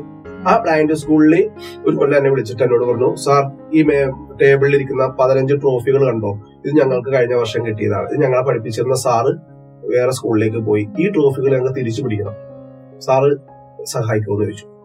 ഞാൻ പറഞ്ഞു, എനിക്ക് അത്യാവശ്യം മോണോക്ട് പഠിപ്പിക്കാൻ അറിയാം, നാടകം പഠിപ്പിക്കാൻ അറിയാം, മിമിക്രി പഠിപ്പിക്കാൻ അറിയില്ലെങ്കിൽ ഞാൻ മിമിക്രിയുടെ മെത്തേഡുകൾ വോയിസ് ഒക്കെ വെച്ചിട്ടൊക്കെ പിള്ളേരെ ഹെൽപ്പ് ചെയ്ത് പഠിപ്പിച്ചു കൊടുക്കാം. പിന്നെ മൈമ പഠിപ്പിക്കാം. അപ്പൊ അതൊക്കെ മതി, ബാക്കിയുള്ളതൊക്കെ സാറ് തന്നെ കോർഡിനേറ്റ് ചെയ്യാൻ പോകുന്ന വെച്ചാൽ എനിക്ക് ഒരുപാട് ഫ്രണ്ട്സ് കലാകാരന്മാർ, അവരെയൊക്കെ കൂടി കൊണ്ടുവന്ന് ഞാൻ അതൊക്കെ ചെയ്ത് 15 ഐറ്റം ചെയ്തിട്ട് കലോത്സവത്തിന് പോയി, ബ്ലൈൻഡിന്റെ കലോത്സവത്തിന് പോയിട്ട് ഈ 15 ട്രോഫിയും തിരിച്ചു പിടിച്ചു. അവരെ സംബന്ധിച്ചിടത്തോളം വലിയൊരു സംഭവമായിരുന്നു. അവരെന്നോട് പറഞ്ഞു, എന്റെ സാറ് വന്നില്ലായിരുന്നെങ്കിൽ ഈ ട്രോഫി ഒന്നും ഞങ്ങൾക്ക് കിട്ടില്ല. അതെനിക്കും വളരെ സന്തോഷം. ഈ ബ്ലൈൻഡിനൊക്കെ പഠിപ്പിക്കാന്ന് പറഞ്ഞാലല്ല, അതെന്റെ ഒരു അനുഭവമായിരുന്നേ. ഞാൻ അവരോട് പറഞ്ഞു, നിങ്ങൾ ഈ പറഞ്ഞ കാര്യം നിങ്ങളൊന്ന് എഴുതി തരുമോ എന്ന് ചോദിച്ചു. വെറുതെ ഇത് കണ്ടാലാ കാണില്ല, അവരവരുടെ ലെറ്റർ പാഡിൽ അത് എഴുതി തന്നു. ഞാനത് പൊന്നുപോലെ കൊണ്ട് വീട്ടിൽ വെച്ചു. അതിനുശേഷം എന്നെ ഡഫ് ആൻഡ് ഡമ്മിന്റെ മൂകബദിരുടെ സ്കൂളിൽ പഠിപ്പിക്കാൻ വിളിച്ചു. അവിടെ ഞാൻ അവരെ കൊണ്ട് മോണാക്ട് കളിപ്പിച്ചു, നാടകം കളിപ്പിച്ചു. മൈക്കാ കെട്ടി തൂക്കിട്ടിട്ട് 2 സൈഡിലും നിന്ന് ഞാൻ അവിടുത്തെ സിസ്റ്ററിനോട് ഡയലോഗ് പറയും. ഇവര് അതനുസരിച്ച് ഞങ്ങളെ നോക്കിയോട് ലിപ്പ് ചെയ്യും. അങ്ങനെ അവരോടത്ത് ഞാൻ ഇത് മേടിച്ചു വെച്ചു. അപ്പൊ blind, duff and Dum, MR, വികലാംഗര്, അനാഥ കുട്ടികളുടെ ജനസേവാ ശിശുഭവൻ, ഇപ്പൊ മദർ ആൻഡ് ചൈൽഡ് ഫൗണ്ടേഷൻ, ഇങ്ങനെയുള്ള സ്ഥാപനങ്ങളിൽ എല്ലായിടത്തും പഠിപ്പിച്ചെന്റെ ഒരു സാധനം മേടിച്ചു വെച്ചു. 2006 ദേശാഭിമാനിയിൽ വന്നു, അപൂർവ പ്രതിഭകളെ ക്ഷണിക്കുന്നു എന്ന് പറഞ്ഞ തിക്കുറിശി അവാർഡിന് വേണ്ടി. ഞാൻ എന്ത് പണി ചെയ്തു, ഈ കിട്ടിയതിന്റെയൊക്കെ കോപ്പി എടുത്ത്, ഓരോ സ്ഥലങ്ങളിൽ നിന്ന് കിട്ടിയതിന്റെ കോപ്പി എടുത്തിട്ട് അയച്ചു കൊടുത്തപ്പോ അവരെന്നോട് പറഞ്ഞു, 200 പേർക്ക് സെലക്ഷൻ ഉണ്ട്, അതിൽ നിങ്ങൾക്ക് സെലക്ഷൻ ഉണ്ട് പറഞ്ഞു. അത് കഴിഞ്ഞ് അവർ വിളിച്ചിട്ടുണ്ട് 10 പേർക്ക് സെലക്ഷൻ ഉണ്ട്, അതിൽ നിങ്ങളുണ്ടെന്ന് പറഞ്ഞു. അത് ഞാൻ വിളിച്ചിട്ടുണ്ട് 3 പേർക്ക് സെലക്ഷൻ ഉണ്ട്, അതിൽ നിങ്ങളുണ്ടെന്ന് പറഞ്ഞു. അത് ഞാൻ വിളിച്ചിട്ടുണ്ട് ഒരാൾക്കേ സെലക്ഷൻ ഉള്ളൂ, അത് നിങ്ങളാണ്. അതൊരു ഭയങ്കര സന്തോഷത്തിന്റെ എന്തോ ഒരു ആഹ്ലാദ നിമിഷങ്ങളല്ലേ. മാഡം ചോദിച്ചാലും ഉത്തരമായി വന്നോളൂ, ഉത്തരങ്ങളിലേക്ക് കടക്കണോളൂ ഞാൻ. അപ്പൊ അങ്ങനെ എനിക്ക് 2007 തിക്കുറിശി അവാർഡ് കിട്ടി. എന്നെ ആരും അറിയില്ല. ആരും മനുഷ്യന് ആ തിക്കുറിശി അവാർഡിന്റെ വില എന്താന്നുള്ളത് ആർക്കും അറിയില്ല, ആരും അംഗീകരിച്ചില്ല. കാലങ്ങൾ ഇങ്ങനെ കടന്നുപോയി. പലരും എന്റെ പുറകെ വന്നവര് പലരും ഉയരങ്ങളിലേക്ക് എത്തി. പക്ഷെ ഞാൻ മാത്രം ഇങ്ങനെ പുറകിൽ നിന്ന് പോയി. ഒരു ദിവസം എന്നോട് ഒരാൾ ചോദിച്ചു, എന്താ ഷാജി നീ എങ്ങോ എത്താത്തെ എന്ന് ചോദിച്ചു. എനിക്ക് അതിന് ഉത്തരം കിട്ടിയില്ല. എനിക്ക് അങ്ങനെ സങ്കടം തോന്നിയായിരുന്നു. ഞാനത് ഒരു വ്യക്തിയായിട്ട് ഷെയർ ചെയ്തു. പലരും എന്നോട് ചോദിക്കുന്നുണ്ട്, എന്തുകൊണ്ട് ഷാജി രക്ഷപ്പെടുന്നില്ല? ഷാജി എന്താ ഇത്ര വർഷമായില്ലേ കുട്ടികളെ പഠിപ്പിക്കുന്നത്, പല മേഖലകളിൽ വർക്ക് ചെയ്യുന്നു, കഴിവില്ലെങ്കിൽ കുട്ടികൾക്ക് ഇങ്ങനെ നല്ല നടനും നല്ല നടിയും ഒന്നും കിട്ടൂലല്ലോ, എന്നിട്ട് ഷാജി എന്താ രക്ഷപ്പെടാത്തെ എന്ന് പലരും ചോദിച്ചു. ഞാനത് എനിക്ക് വിശ്വാസവും എനിക്ക് സ്നേഹമുള്ള ഒരു വ്യക്തിയോട് ഷെയർ ചെയ്തു. അപ്പൊ അദ്ദേഹം പറഞ്ഞൊരു കാര്യം അതെന്റെ മനസ്സിൽ ഇന്ന് വരെ ഇപ്പൊ ഇങ്ങനെ ഇരിക്കുന്നത് ആ അദ്ദേഹത്തിന്റെ വാക്കിൽ നിന്നാണ് എനിക്ക് കിട്ടിയത്. ആ സംഭവം അത് ചെറിയൊരു കഥയാണ്, കുഴപ്പമില്ല പറഞ്ഞോട്ടെ. അതായത് ഒരു വൃദ്ധനായ ഒരു അപ്പൂപ്പന്റെ ഒരു കൊച്ചുമോൻ ഭയങ്കര കായിക താരമാണേ. അവൻ എല്ലാ സ്ഥലത്തും പോയി സ്പോർട്സിനൊക്കെ പങ്കെടുത്ത് ഫസ്റ്റ് അടിക്കും. അവരെല്ലാവരും അഭിനന്ദിക്കും. ഈ അപ്പൂപ്പ മാത്രം അവനെ അഭിനന്ദിക്കില്ല. ഭയങ്കര കൊടുക്കണ എപ്പോഴും ഫസ്റ്റ് അവന്. അങ്ങനെ അപ്പൂപ്പനോ, പക്ഷെ ഇവനാണെങ്കിൽ അപ്പൂപ്പനെ വലിയ ഇഷ്ടമാണ്. അപ്പൂപ്പനെ അവനെ അഭിനന്ദിക്കില്ല. അപ്പൊ ഇവനൊന്നും അപ്പൂപ്പനോട്, അപ്പൂപ്പ അടുത്ത ദിവസം മത്സരമുണ്ട്, അപ്പൂപ്പൻ കാണാൻ വേണ്ടി വന്നു. എന്നിട്ട് അപ്പൂപ്പൻ കാണാൻ വേണ്ടി വന്നിട്ട് എന്നെ കണ്ടുനോക്ക്, എന്നിട്ട് അപ്പൂപ്പനെ അഭിനന്ദിക്കില്ലെന്ന് നമുക്ക് അറിയാലോ എന്ന് പറഞ്ഞു. അങ്ങനെ അപ്പൂപ്പനെ അവൻ കൊണ്ടുപോയി മത്സരത്തിൽ പങ്കെടുത്ത് 100 മീറ്റർ ഓട്ടമാണ്. ഫസ്റ്റ് അടിച്ചു. എല്ലാവരും അഭിനന്ദിച്ചു, അപ്പൂപ്പനെ അഭിനന്ദിച്ചില്ല. അതുകൊണ്ട് അപ്പൂപ്പൻ പറഞ്ഞു, ഞാൻ നിന്നെ അംഗീകരിക്കാം, നീ വാ എന്ന് പറഞ്ഞ അവനെ ഗ്രൗണ്ടിലേക്ക് കൊണ്ടുപോയിട്ട് ഒരു ബ്ലൈൻഡ് ആയിട്ടുള്ള ഒരു കുട്ടിയെ അവരുടെ ഒരു കയ്യിൽ കൊടുത്തു. ഒരു ഡഫ് ആൻഡ് ഡം ആയിട്ടൊരു കുട്ടിയെ അവന്റെ കൈ കൊടുത്തിട്ട് പറഞ്ഞ് അപ്പൂപ്പൻ വിസിലടിച്ചു, ഓടാൻ പറഞ്ഞു. ഓടിട്ട് എന്ത് ചെയ്താൽ മുമ്പോട്ട് പോകില്ല. ഇവന് ഓടാൻ പറ്റുന്നില്ല. നേരത്തെ അവന്റെ കൂടെ മത്സരിച്ച ഇവൻ തോൽപ്പിച്ച കുട്ടികളെല്ലാം ഇവന് മുന്നിൽ കയറി, പക്ഷെ ഇവന് ഓടാൻ പറ്റുന്നില്ല. ഇവന്റെ കൂട്ടത്തിൽ ഇങ്ങനെ ഡഫ് ആൻഡ് ഡമ്മും ബ്ലൈൻഡും ഉണ്ട്. അവരെയും പിടിച്ചോണ്ട് ഓടണം. ഓടിയിട്ട് രക്ഷിക്കും. അവസാനം അവൻ മടുത്ത് ഒന്നുകൂടി ഓടാൻ പറഞ്ഞു. അങ്ങനെ പിന്നെയും കുറച്ചുകൂടി ഓടി. അപ്പൊ കുറച്ച് നേരത്തെ ഓടിയാലും കുറച്ചും കൂടി സ്പീഡ് ഓടി. പക്ഷെ എന്നാൽ ഇവൻ ഫിനിഷ് ചെയ്തു. ഒരു സമയം എടുത്തു. ഇതാണ് എന്റെ അവസ്ഥ. എന്റെ 2 കൈകളിലും അനാഥര്, വികലാംഗര്, ബ്ലൈൻഡ്, ഡഫ് ആൻഡ് ഡം, ആ കുട്ടികളുണ്ട് എന്റെ കയ്യിൽ. ഞാൻ അവരെയും പിടിച്ചിട്ടാണ് ഓടുന്നത്. ഞാൻ മുന്നിലെത്തും. അതാണ് ആശ്വാസം. എനിക്ക് കഴിവുണ്ട്, ദൈവം തന്ന കഴിവുണ്ട്. അതുകൊണ്ടാണ് ഞാൻ ഇങ്ങനെ എസ്റ്റാബ്ലിഷ് ആവാത്തത്. പക്ഷെ എന്നെ ഏൽപ്പിച്ചിരിക്കുന്ന ഉത്തരവാദിത്വം അതാണ്, ഇവരെയും കൂടി കൊണ്ടുപോകണം. പക്ഷെ ഞാൻ ഹാപ്പിയാണ്. കാരണം വെച്ചാല് എനിക്ക് സാമ്പത്തികമായിട്ട് അത്യാവശ്യം എന്റെ സാമ്പത്തികം ഓക്കെ, എന്നെ ആരും അറിയണില്ലെന്നുള്ളൂ. എനിക്ക് നല്ലൊരു വീടുണ്ട്, ഒരു വാഹനമുണ്ട്, 2 മക്കളും നല്ല രീതിയിൽ പോകുന്നുണ്ട്, ജീവിക്കാനുള്ള ചുറ്റുപാടുണ്ട്, അത്യാവശ്യം കാര്യങ്ങളെല്ലാം ചെയ്തുകൊണ്ട് ഒരു ബാധ്യതകൾ നോക്കാണ്ടമോ ലോണോ ഒന്നുമില്ല. ഞാൻ കിട്ടുന്നത് ഉള്ളത് കൊണ്ട് സന്തോഷമായിട്ട് ജീവിക്കുന്നു. എന്നാൽ കഴിയുന്ന രീതിയിൽ മറ്റുള്ളവരെ സഹായിക്കാൻ പറ്റും, അതും ചെയ്യുന്നുണ്ട്. പക്ഷെ എന്നെ ആരും അറിയില്ല. കേരളത്തിൽ ഇപ്പൊ ഞാൻ എവിടെയെങ്കിലും ഇപ്പൊ എറണാകുളം ജില്ല വിട്ട് പുറത്ത് എവിടെയെങ്കിലും പോയിന്ന ഇത് KPSC ഷാജി, ഏത് KPSC ഷാജി? അത് ഞാനൊരു കലാകാരൻ എന്ന നിലയിൽ എനിക്കത് വിഷമമുണ്ട്, എന്നെ ആരും അറിയണില്ലല്ലോ എന്ന്. പക്ഷെ ഇങ്ങനൊരു വശം കൂടി അതിന്റെ അകത്ത് ഉണ്ട്. കാരണം എന്റെ പുറകെ ആയിരങ്ങള്, ഒരു വർഷം ഞാനൊരു 6 നാടകം പഠിപ്പിക്കുന്നു. 6 നാടകത്തിൽ ഒരു നാടകത്തിൽ 10 പേര് വെച്ച് 60 കുട്ടികൾ. അതുകൂടാതെ അത് കലോത്സവം, അത് ഞാൻ ആനുവൽ ഡേ വരുമ്പോൾ ഒരു നാടകത്തിൽ ചില 100 എങ്ങനെ പോയാലും കുറഞ്ഞത് ഒരു വർഷം 100 കുട്ടികളെ പഠിപ്പിക്കും. ഞാൻ 40 വർഷത്തോളമായി പഠിപ്പിക്കുന്നു. ഒരു വർഷം 100 കുട്ടികളെ വെച്ച് എത്ര കുട്ടികളെ പഠിപ്പിച്ചിട്ടുണ്ടാവും. ആ ഓരോ കുട്ടിയുടെ മനസ്സിലും എന്നുള്ള ഒരിടമുണ്ട്. അപ്പൊ ശരിക്കും സാറ് പിന്നെ വീടുകളിലെ അല്ലെങ്കിൽ സ്കൂളുകളിലെ കുട്ടികളെ അല്ലാതെ ഓർഫനേജിലും പിന്നെ ബ്ലൈൻഡ് ആയിട്ടുള്ള കുട്ടികൾ, ഡഫ് ആൻഡ് ഡംബ് ആയിട്ടുള്ള സ്കൂളുകളിലെ കുട്ടികൾ, അങ്ങനെയൊക്കെയുള്ള കുട്ടികളെ തന്നെ ധാരാളം പഠിപ്പിച്ചിട്ടുണ്ടല്ലേ? കൂടുതലായിട്ടും അത് ആ മേഖലയിലാണ് ഞാൻ പോയിരിക്കുന്നത്. അതായത് ഇപ്പൊ കുറച്ചു കാലമായിട്ടുള്ളൂ സ്കൂളുകളിലേക്ക് വന്നിട്ട്. ആദ്യമൊക്കെ ഞാനിപ്പോ ജനസേവാ ശിശുഭവന്റെ ആദ്യകാലത്ത് ജോസ് മാവേലിയുടെ കൂടെ, അദ്ദേഹത്തിന്റെ കൂടെ നിന്ന്, ജോസ് മാവേലിയുടെ കൂടെ ജനസേവയുടെ തുടക്കം മുതൽ അദ്ദേഹത്തിന്റെ കൂടെ നിന്ന് ആ ജനസേവ ആവുന്നത് വരെ അദ്ദേഹത്തിന്റെ കൂടെ ഞാൻ ഉണ്ടായിരുന്നു. പിന്നെ ചെറിയ ആശയക്കുഴപ്പങ്ങളിലൂടെ അങ്ങനെ സംഭവിച്ചിട്ടാണ് ഞാൻ പതുക്കെ അവിടെ നിന്ന് പോരേണ്ടി വന്നത്. പക്ഷെ അത് അനാഥ കുട്ടികളായിരുന്നു. അത് പല ഭാഷ, ഹിന്ദി, മലയാളം എന്നൊക്കെ പഠിക്കുന്ന തെരുവിലുള്ള കുട്ടികളെ കൊണ്ടുവന്നിട്ടാണ് ആ സ്ഥാപനം അങ്ങനെ പോയിക്കൊടുത്തത്. ആ കുട്ടികളെ വെച്ചിട്ട് 103 കുട്ടികളെ വെച്ചിട്ട് ആദ്യമായി മെഗാ ഷോ, അനാഥ കുട്ടികളെ വെച്ചിട്ടൊരു മെഗാ ഷോ സെറ്റ് ചെയ്യാനുള്ള ഭാഗ്യം എനിക്ക് ലഭിച്ചു.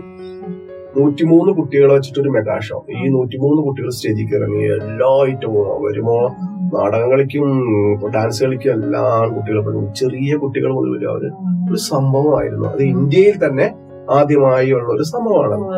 നോർമൽ കുട്ടികളെ പഠിപ്പിക്കുമ്പോൾ കിട്ടുന്നതിന്റെ കാലം കൂടുതൽ ഈ എഫക്റ്റ്, അതായത് നോർമൽ കുട്ടികൾ എന്ന് പറഞ്ഞാൽ ആർക്കും വേണം പഠിപ്പിക്കാം, അത് എല്ലാവർക്കും.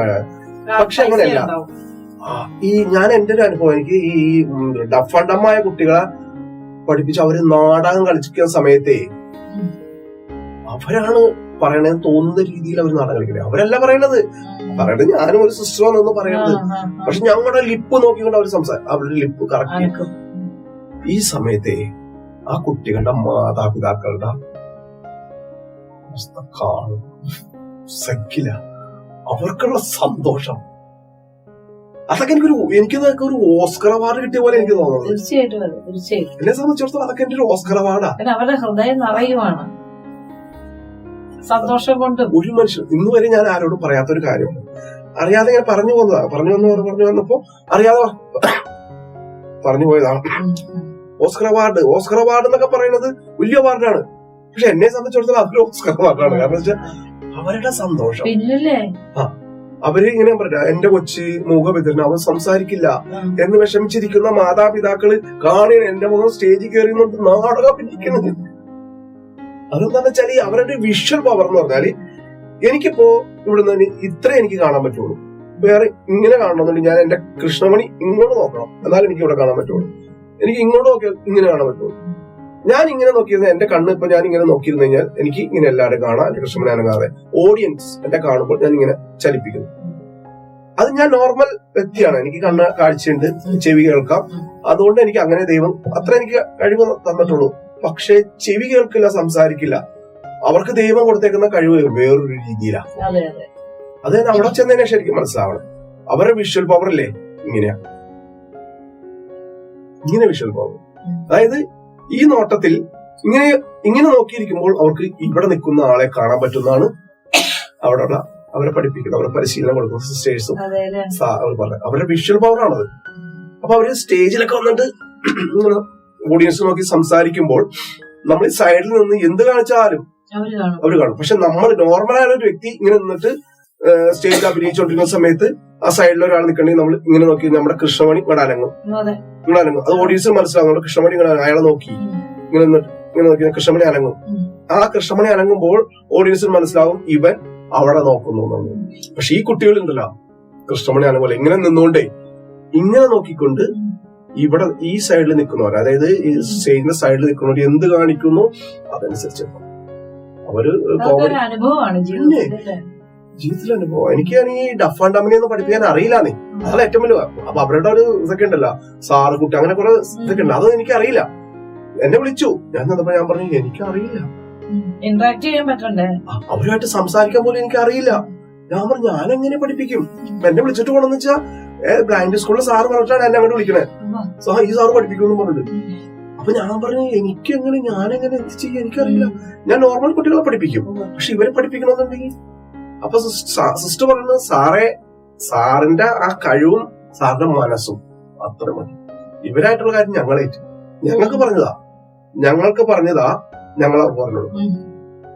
അവർക്ക് പറഞ്ഞു കൊടുക്കുന്നു, അവരങ്ങോട്ട് പറഞ്ഞു. കുറച്ചായി കഴിയുമ്പോ എനിക്ക് ഏകദേശം ഒരു ഐഡിയ ഒക്കെ കിട്ടി. അപ്പൊ ഈ ബ്ലൈൻഡിനെയൊക്കെ പഠിപ്പിക്കാൻ പോകുമ്പോഴാണ് ബഹുരസം. അപ്പൊ എന്താ വെച്ചാല് നമ്മള് ഡ്രാമ പഠിപ്പിക്കാനായിട്ട് ചെയ്യുന്ന സ്റ്റേജിന് ഒരു ഡിസ്റ്റൻസ് ഒക്കെ ഉണ്ടല്ലോ, അത് വിട്ടുപോയാൽ താഴെ വീഴും, സൈഡിലേക്ക് പോയി താഴെ വീഴും. നമ്മൾ സ്റ്റേജിന്റെ സെന്ററിൽ കൊണ്ടുവന്നവരെ നിർത്തിക്കൊണ്ട് സ്റ്റേജിന്റെ മുന്നോട്ട് 3 അടി നടത്തും, സ്റ്റേജിന്റെ പുറകോട്ട് 3 അടി നടത്തും, സ്റ്റേജിന്റെ വലതുവശത്തേക്ക് 3 അടി, ഇടതുവശത്തേക്ക് 3 അടി. അങ്ങനെ ഒരു ഏരിയ നമുക്ക് ഉണ്ടാക്കി കൊടുത്താൽ പിന്നെ നമ്മൾ അവരെ കൺട്രോൾ ചെയ്യണ്ട. അത്രയും സ്ഥലം അവരുടെ മൈൻഡിൽ കിടക്കുന്നു, അത്രയും സ്ഥലം യൂസ് ചെയ്ത്. അവിടെ മേശയും കസേരയൊന്നും കൊണ്ടും ഇടാൻ പാടില്ല. മേശയും കസേര കിട്ടി അവർ ഇടിഞ്ഞൊളിഞ്ഞു വീഴും. അവിടെ മേശയും കസേര അങ്ങനെ പ്ലാൻ ചെയ്യണം നമ്മള്. നല്ല ബുദ്ധിമുട്ടുണ്ട്. പക്ഷെ എത്രയും ബുദ്ധിപൂർവ്വം കാര്യങ്ങളൊക്കെ ചെയ്യാനുള്ള ഒരു ദൈവാനുഗ്രഹം സാറിന് തന്നില്ല. ചിലപ്പോ ഇങ്ങനെയുള്ള കുട്ടികൾക്ക് ഒരു സഹായം സാറിന് കിട്ടുന്നുള്ള ഉറപ്പിലാണ്. വിശ്വസിക്കുന്നു. ഇപ്പൊ സാറ് പറഞ്ഞില്ലേ, പിന്നെ ബ്ലൈൻഡ്, ഡഫ് ആൻഡ് ഡംബ് ഒക്കെ കുട്ടികളെ പഠിപ്പിച്ചിട്ടുണ്ട്. നോർമൽ കുട്ടികള്, സാധാരണ കുട്ടികളെയും പഠിപ്പിച്ചിട്ടുണ്ട്. അപ്പൊ സാറ് ഇങ്ങനെ നാടക അഭിനയ പരിശീലനത്തില് ഈ കുഞ്ഞുങ്ങളുടെ വ്യക്തിത്വം വികസിക്കാനുള്ള രീതിയിൽ എന്തൊക്കെ കാര്യങ്ങളാണ് കുഞ്ഞുങ്ങളിലേക്ക് പകർന്നു കൊടുത്തിട്ടുള്ളത്, അല്ലെ കൊടുക്കാൻ പറ്റുന്നത്? അത് എന്ന് വെച്ചാൽ നാടകത്തിൽ അഭിനയിക്കുന്ന കുട്ടികൾക്കുണ്ടാവുന്ന ഒരു പ്രത്യേകത എന്ന് വെച്ചാല് അതിന്റെ ഒരു എക്സ്പീരിയൻസ് ഞാൻ പറയാം. ഞാന് സൗത്ത് വാഴക്കുളം, ആലുവ ജില്ലയിലെ സൗത്ത് വാഴക്കുളത്ത് ഒരു സ്കൂളില് ഹയർ സെക്കൻഡറിയിലെ കുട്ടികളെ നാടകം പഠിപ്പിക്കാൻ വേണ്ടി പോയി. അവിടെ ചെന്ന് നാടകത്തിന് സെലക്ട് ചെയ്തപ്പോ തലവേദന. അത് ക്ലാസ്സിലിരിക്കില്ല, പറഞ്ഞനുസരിക്കില്ല, പഠിക്കില്ല. 10 എണ്ണത്തിനെ സെലക്ട് ചെയ്താണ്. എങ്ങനെയെങ്കിലും നിങ്ങളെ കൊണ്ടുപോകും. ക്ലാസ്സിലും പ്രശ്നമാണോ, ഒരു രക്ഷയില്ല, നിങ്ങൾ പാസ്സാവൂല, സാർ കൊണ്ടുപോ, ഏതായാലും ക്ലാസ്സിൽ എന്നിട്ട് കൊണ്ടൊന്നുമില്ല, നിങ്ങൾ കൊണ്ടുപോ എന്ന് പറഞ്ഞു. നമുക്ക് സന്തോഷമായി. 10 എണ്ണം മാറി കിട്ടി. ഗവൺമെന്റ് സ്കൂളാ. അവർക്ക് സന്തോഷമായി, ക്ലാസ്സിൽ കയറണ്ടല്ലോ. വന്നു, നാടകം പഠിപ്പിച്ചു. നാടകം സ്റ്റേറ്റില് ഗ്രേഡ് കിട്ടി. ഈ 10 എണ്ണം പാസ്സായി. ഗ്രേസ് മാർക്ക് കിട്ടി, പാസ്സായി. HM എന്നെ വിളിച്ചിട്ട് ചോദിച്ചു, സാർ എന്താ അത്ഭുതം കാണിച്ചേ, ക്ലാസ്സിൽ പോലും കയറാത്തവന്മാര് എങ്ങനെ പാസ്സായി? അത് ടെക്നിക്ക് എന്താ അറിയോ? ഇവര് ക്ലാസ്സിൽ കയറുന്നു, പഠിക്കില്ല, നോട്ട് എഴുതില്ല, വികൃതി. നാടകത്തിന് വന്നു കഴിഞ്ഞപ്പോ ഇവരോട് ഞാൻ പറഞ്ഞ നാടകം അല്ല പ്രധാനം, പഠനമാണ് പ്രധാനം. നാടകത്തിന് 2ാം സ്ഥാനം കൊടുക്കാൻ പാടുള്ളൂ. നമുക്ക് വിദ്യാഭ്യാസം വേണം. അതിന്റെ പേരിൽ നിങ്ങൾ എന്ത് ചെയ്യണം? നിങ്ങൾ ക്ലാസ്സിൽ കയറാത്തതിന്റെ നിങ്ങൾ നോട്ട് എഴുതണം. അന്നുള്ള നോട്ട് എഴുതിയിട്ട് അത് എന്നെ കാണിച്ചു തന്നെ, എന്നാലും നിന്നെ നടത്തി കൂട്ടോളൂ. അവന് നാടകം കളിക്കണ്ടേ? അവന് നാടകം കളിക്കണം. അവനെന്ത് ചെയ്യും? നാടകത്തിന്റെ ഒഴിവ് സമയങ്ങളിൽ പോയി നോട്ട് എടുത്തോണ്ട് കുത്തിയിരുന്ന് നോട്ട് എഴുതും. ക്ലാസ്സിൽ കയറുന്നവൻ അവൻ നോട്ട് എഴുതൂല. ഇവിടെ നാടകം കളിക്കണം, നോട്ട് എഴുതി എന്നെ കാണിക്കണം, എന്നാലും ഞാൻ നാടകം പഠിപ്പിക്കോളൂ. ഇവന്റെ മനസ്സിൽ ഒരു പോസിറ്റീവ് എനർജി ഉണ്ടാവുകയാണ്. ഞാൻ നാടകം കളിക്കുന്ന ഒരു നടനാണെന്ന് കാണിക്കണം. മറ്റുള്ളവരുടെ മുമ്പിൽ എനിക്ക് ഷൈൻ ചെയ്യണം. അതിന് ഈ സാറിന്റെ സഹായം എനിക്ക് വേണം. എന്റെ സഹായം വേണമെന്നെങ്കിൽ ഞാൻ എന്നെ നോട്ട് എഴുതി കാണിക്കണം. ഇവൻ നോട്ട് എഴുതുമ്പോൾ ഓട്ടോമാറ്റിക്കലോ പഠിക്കാൻ അറിയാതെ അവൻ പഠിച്ചു. കാരണം നാടകത്തിലെ ഡയലോഗൊക്കെ കാണാതെ പഠിക്കാൻ ബുദ്ധി വേണമല്ലോ. അപ്പൊ അന്നേരം ഒരു ബുദ്ധിയില്ലാത്ത കുട്ടികളല്ലല്ലോ ഇതിങ്ങനെ. അത് മേഡം, ബുദ്ധിയില്ലാത്ത കുട്ടികളൊന്നും ഇല്ലാതെ എല്ലാവർക്കും ബുദ്ധിയുണ്ട്. സാഹചര്യങ്ങള് അവരുടെ പ്രായത്തിന്റെ ഒരു കുഴപ്പമില്ല. അത് അടിച്ചു പൊളിക്കാൻ പറ്റുന്ന സമയത്തല്ലേ അടിച്ചു പൊളിക്കാൻ പറ്റുള്ളൂ. അവർ മാക്സിമം അടിച്ചു പൊളിക്കും. പക്ഷെ ഈ ജയത്തെ കുറിച്ചോ പരാജയത്തെ കുറിച്ചൊന്നും ചിന്തിക്കാനുള്ള പ്രായമല്ല അവരുടെ. അവർക്ക് അടിച്ചു പൊളിക്കണം. അതാണ് അതിന്റെ അവർ. പക്ഷെ ഈ കുട്ടികൾ ഇങ്ങനൊരു നടത്തെ കുറിച്ച് ചോദിച്ചപ്പോഴാണ് പറഞ്ഞേ, അവരുടെ മനസ്സിലൊരു പോസിറ്റീവ് എനർജി ഉണ്ടാവുകയാണ്. എന്നെ എല്ലാവരും കാണുന്നു, എന്നെ എല്ലാവരും ശ്രദ്ധിക്കുന്നു, ഞാൻ ഭയങ്കര സംഭവമാണെന്നൊരു തോന്നല് ഇവരുടെ മൈൻഡിലൊരു പോസിറ്റീവ് എനർജി ഉണ്ടാവും. ആ എനർജിയിൽ ഇവർക്ക് പഠിക്കാനുള്ള ഉത്സാഹം ഉണ്ടാവും. ഞാൻ പഠിക്കണം, എന്നാലാണ് എന്നെ സാർ അംഗീകരിക്കണം, ഞാൻ അംഗീകരിക്കണവരാ. എന്റെ അംഗീകാരം കിട്ടാൻ വേണ്ടി അവർ പഠിക്കണം, അവർക്ക് വേണ്ടിയിട്ടല്ല. ഞാൻ അവനെ നാടകത്തിൽ നിന്ന് മാറ്റരുത്, അവനെ നാടകത്തിൽ നിന്ന് മാറ്റണം. അപ്പൊ അവന്റെ ചിന്ത എന്ന് പറയുമ്പോ നാടകം കളിക്കണം, പഠിക്കണം. അപ്പൊ അതിനു വേണ്ടി പഠിക്കുന്നു. പക്ഷെ പാസ്സായി. അങ്ങനെ അതാണ് എനിക്ക് ഉള്ളൊരു അനുഭവമാണ്. കാരണം വെച്ചാൽ എല്ലാ കുട്ടികളും പാസ്സായി, 10 പേരും പാസ്സായി. പക്ഷെ അവര് നാടകത്തിന് വന്നില്ലായിരുന്നെങ്കിൽ അവർ പാസ്സാകൂല, ജയിക്കില്ല. എന്റെ ഒരു സ്മാർട്ട്നെസ് അപ്പൊ തന്നെ പിന്നത്തേലാക്കുന്ന പരിപാടിയില്ല. ചെയ്യാമോ? ചെയ്യാം. എനിക്ക് പറ്റൂലേ? പറ്റില്ല. പറ്റുമെങ്കിൽ ചെയ്യും. അതാണ് എനിക്ക് കുട്ടികൾക്ക് കൊടുക്കാനുള്ള ഒരു മെസ്സേജ്. അത് നമ്മള് പിന്നെ പുറകോട്ട് പോകരുത്. പുറകോട്ട് പോയിട്ടുള്ള ആരും തന്നെ രക്ഷപ്പെട്ടിട്ടില്ല. മുന്നോട്ട് മുന്നോട്ട് മുന്നോട്ട് പോകുന്നു എന്നാൽ മാത്രമേ രക്ഷപ്പെടൂ. പ്രത്യേകിച്ച് ഇന്നത്തെ കാലഘട്ടത്തില് ഈ ഇപ്പൊ സിനിമയുടെ കാര്യം പറഞ്ഞില്ലേ, ഒരാൾക്കും നമ്മളെ വെച്ച് പരീക്ഷണം നടത്താനൊന്നും പറ്റില്ല, താല്പര്യമില്ല. കാരണം ഞാനൊരു നടനാണ്, ഞാൻ വലിയ സംഭവമാണെന്നൊക്കെ എനിക്ക് തോന്നുമായിരിക്കാം. പക്ഷെ കാശ് മുടക്കണമല്ലോ, ഇവനെയൊക്കെ വെച്ച് സിനിമ എടുത്ത് എന്റെ കാശ് പോകും എന്നാണ് ചിന്തിക്കുന്നത്. അതുകൊണ്ട് ഒരു മനുഷ്യനും എനിക്ക് സിനിമയിൽ അവസരം തരില്ല. കാരണം അവരെ കൊണ്ട് എന്റെ കാശ് ഒരു പ്രാവശ്യം അഭിനയിച്ചാലല്ലേ അറിയാൻ പറ്റുള്ളൂ. അതിനുള്ള അവസരം. ഇപ്പൊ ഞാൻ ചെയ്ത മൂന്ന് സിനിമയുടെ കാര്യം ഞാൻ ആദ്യം തന്നെ പറഞ്ഞില്ലേ, ആ 3 സിനിമയും മാഡാഡ് അത് ഓടിയില്ല, അത് കട്ടായി പോയി. രേവതി സുവർമ്മയുടെ പടം, അവരൊരു പുതിയ ലേഡി ആയിട്ട് ആ പടം അധികം ഓടിയില്ല.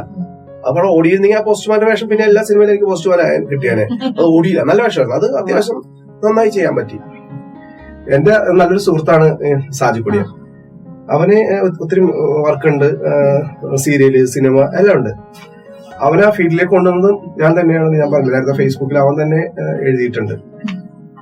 ഈ കുറച്ചു കാലം മുമ്പ് ഒരു വ്യക്തി സാജിക്കുടിനോട് ചോദിച്ചു, എടാ നിങ്ങളൊക്കെ ഒരുമിച്ച് പ്രോഗ്രാം ഒക്കെ ചെയ്ത് നടന്നല്ലേ, നിനക്കൊരു അവസരം ഷാജിക്ക് കൊടുത്തുകൂടെ എന്ന് ആ വ്യക്തി ചോദിച്ചു.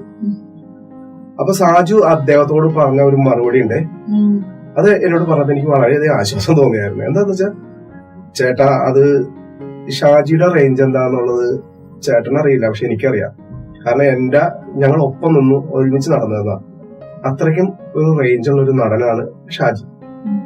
സാജിക്കുടിയുടെ വാക്കുകൾ വേണ്ടത്, ഞാൻ എന്നെ പറ്റി പറയണല്ല. അദ്ദേഹം അങ്ങനെ പറഞ്ഞു വെച്ചാൽ അങ്ങനെ കഴിവുള്ള ആളാണ്. ഞാൻ അവനെ വിളിച്ചുകൊണ്ട് പോയി കഴിഞ്ഞാൽ ചിലപ്പോ നല്ല വേഷങ്ങളൊന്നും ചിലപ്പോ കിട്ടിയെന്നിരിക്കില്ല, ഒരു ചെറിയ വേഷമായിരിക്കും കിട്ടുന്നത്. പിന്നെ ലൊക്കേഷനിൽ ചെന്ന് കഴിയുമ്പോ അവന് ഇരിക്കാൻ പോലും ചിലപ്പോൾ ഒരു സീറ്റ് കിട്ടിയെന്നിരിക്കില്ല, ഒരു കസേര പോലും ചിലപ്പോൾ ആരും കൊടുക്കില്ല. വല്ല പെട്ടിപ്പുറത്തോ വല്ല നിലത്തൊക്കെ അവിടെ എവിടെയൊക്കെ ഇരിക്കേണ്ടി വരും. ഫുഡൊക്കെ ക്യൂ നിന്ന് ഫുഡ് വാങ്ങേണ്ടി വരും. എനിക്കാണെങ്കിൽ ഇരിക്കാൻ സീറ്റ് കിട്ടും, നല്ല റൂം കിട്ടും, ഫുഡ് അവരുടെ ഒപ്പം ഇരുന്ന് കഴിക്കാം. അതൊന്നും അവന് കിട്ടില്ല. അവൻ പെട്ടിപ്പുറത്തിരിക്കുന്നു, അവൻ ക്യൂ നിന്ന് വെയിലത്തിരുന്ന് ഭക്ഷണം കഴിക്കുന്നൊക്കെ കാണുമ്പോൾ എനിക്കത് വിഷമമാണ്. അവനും വിഷമാവും, അവനോട് വലിയ ആളായിട്ട് കഴിഞ്ഞ് ഞാനിവിടെ ആക്കണം, അത് അവനും വിഷമാവും, രണ്ടുപേർക്കും വിഷമാവും. എന്തിനാ ഈ രണ്ടുപേരും വിഷമിക്കുന്നത്? കൊണ്ടുപോയില്ലെങ്കിൽ കൊണ്ടുപോയില്ല എന്നൊരു വിഷമമുള്ളൂ. കൊണ്ടുപോയി കഴിഞ്ഞാൽ 100 വിഷമങ്ങളാ. നല്ല വേഷം കിട്ടിയില്ല, നല്ല ഫുഡ് കിട്ടിയില്ല, കിടക്കാൻ സൗകര്യമില്ല, ഇരിക്കാൻ സൗകര്യമില്ല, 100 പ്രശ്നങ്ങളാ. കൊണ്ടുപോയി ഒറ്റ പരാതി ഉള്ളൂ. ആ ഒരു പരാതി ഞാൻ കേട്ടാ പോരെ? ഞാൻ എന്തിനാ കൊണ്ടുപോയി കളിയാക്കണവനെ? അവനുള്ള അവസരം അവൻ തന്നെ ഉണ്ടാക്കിയെടുത്തോളൂ. അതുപോലെ ഞാൻ KPSC അഭിനയിക്കാൻ പോയി കഴിഞ്ഞപ്പോ എന്നെ വിളിച്ചിട്ട് പറഞ്ഞു, നീ രക്ഷപ്പെടും, കാരണം നിനക്ക് കഴിവുണ്ട്. അപ്പൊ അവൻ പലപ്പോഴും കഴിഞ്ഞ ദിവസം കണ്ടപ്പോഴും പറഞ്ഞു രക്ഷപ്പെടും. കാരണം വെച്ചാൽ എല്ലാവർക്കും ഒരു സമയമുണ്ട്. ഇപ്പൊ നാടോടി കാറ്റില് മോഹൻലാലും ശ്രീനിവാസനും പറയണ പോലെ എല്ലാത്തിനും ഒരു സമയമുണ്ട് ദാസ എന്ന് പറഞ്ഞതുപോലെ. ഇത്ര നേരം നമ്മോടൊപ്പം ഉണ്ടായിരുന്ന ഷാജി സാറിന് ഹൃദയപൂർവ്വം നന്ദി പറയുന്നു. അദ്ദേഹത്തോടൊപ്പം നമ്മൾ വളരെ നേരം സഞ്ചരിച്ചു, അദ്ദേഹത്തിന്റെ കാര്യങ്ങളെല്ലാം മനസ്സിലാക്കാൻ കഴിഞ്ഞു. അദ്ദേഹത്തിന് ഹൃദയപൂർവ്വം നമസ്കാരം.